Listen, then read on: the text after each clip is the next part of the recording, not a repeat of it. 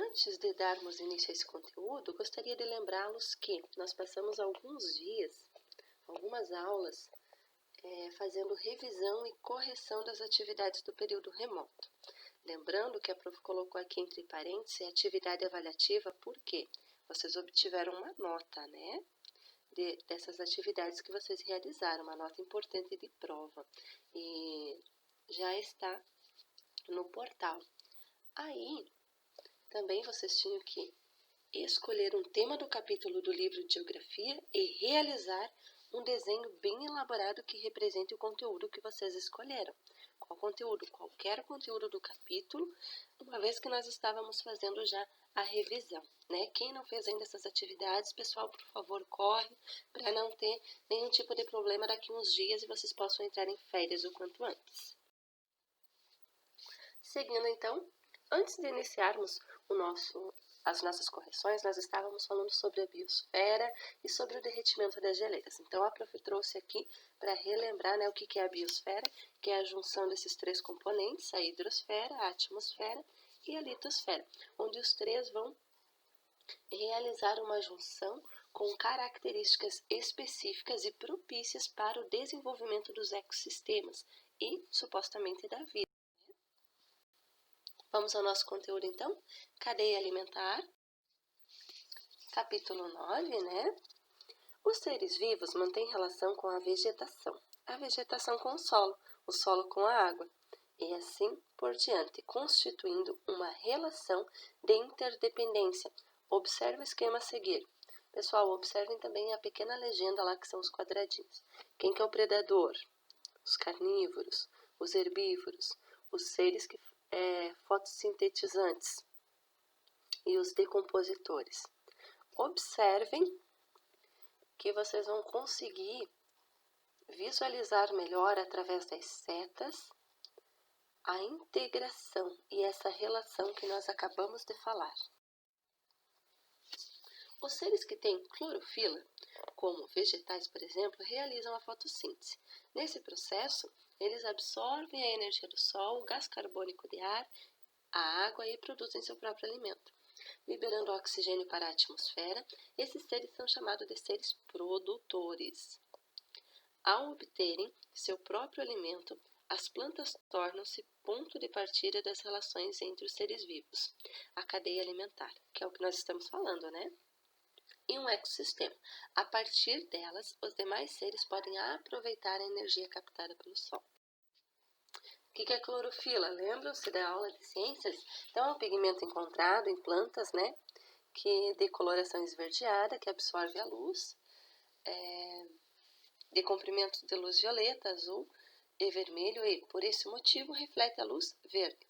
Assim sendo, as plantas que possuem clorofila possuem coloração esverdeada, que é responsável por captar a luz e garantir que os organismos fotossintetizantes consigam produzir seu próprio alimento, por meio do processo da fotossíntese. O que é a fotossíntese? O prof trouxe aqui para vocês também, tá? Que é a principal responsável pela entrada de energia da biosfera e é realizada por organismos denominados fotossintetizantes, como plantas e alga. Então, é um processo pelo qual ocorre a conversão de energia solar em energia química para a realização da síntese de compostos orgânicos. Esses dois slides são de revisão. Então, uma vez que nós já temos lá os seres produtores, que são os vegetais, nós vamos ter agora os animais que vão comer os vegetais. E depois nós teremos os animais que vão comer esses animais que comem os vegetais. Como, por exemplo, um ser primário, né? A girafa, o boi. O que ele vai fazer? Ele vai lá no meio ambiente, ele vai comer as plantas, né? E aí nós temos os seres que são os consumidores secundários. O que vai acontecer com o leão lá na selva? A girafa vai comer o leão e o leão vai comer o pastinho, ou o leão vai comer a girafa e a girafa vai comer o pasto? O leão vai comer a girafa. Então, a girafa vai se alimentar de plantas, o leão vai se alimentar da girafa. Então, conseguiram observar aí as diferenças? A girafa, o boi, o coelho, e mais diversos tipos de animais, né? O elefante, enfim, se alimentam das plantas, do ponto de partida.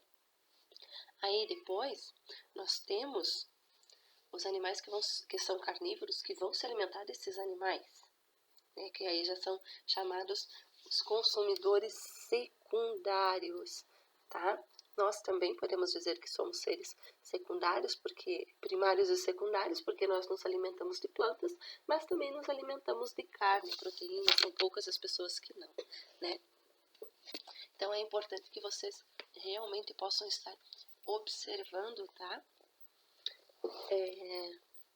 O ponto de partida inicial, que realmente são as plantas, que elas não necessitam de outra coisa a não ser a luz solar, né, para se alimentar. Então aqui a decomposição de árvores e outros organismos mortos contribui para que os solos não se esgotem.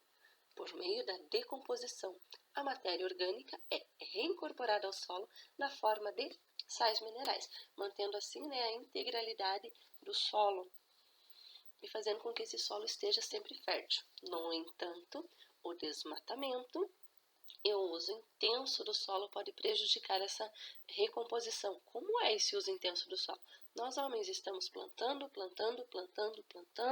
tempo todo e o solo está realmente empobrecendo, tá, de sais minerais. Tá? Como que o desmatamento contribui?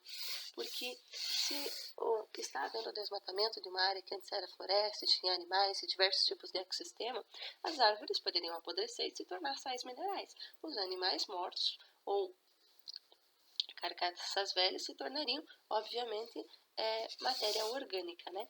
Então, observem aí essa integração, tá? Que a planta precisa da água e precisa do sol para sobreviver, né? Os animais primários precisam de sol, luz, de todos aqueles elementos da biosfera e precisam do alimento produtor. Já os animais secundários precisam de todos os componentes da biosfera e precisam também se alimentar dos seres primários, né?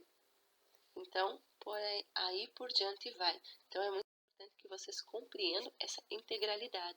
Por exemplo, se o animal que só se alimenta de plantas não encontrar a planta, ele vai morrer, porque um gafanhoto, por exemplo, não vai conseguir comer lá uma girafa, não vai conseguir comer uma cobra, não vai conseguir comer um coelho, por exemplo, né?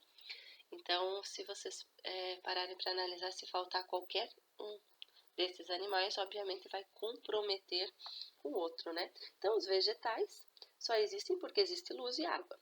Os sais minerais do solo e condições e temperaturas adequadas. Os sais minerais retornam ao solo pela ação dos seres decompositores que necessitam de restos de seres para realizarem a decomposição. Esse é o ciclo da vida, tá?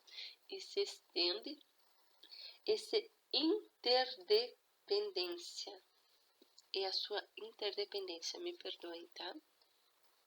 Conseguiram observar? Espero que sim, se precisar dar um pause no vídeo, né?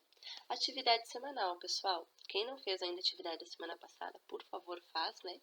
A atividade da semana passada compreende-se, então, a apresentação do caderno para a professora, tá? Compreende-se, então, na semana passada, também apresentar o desenho.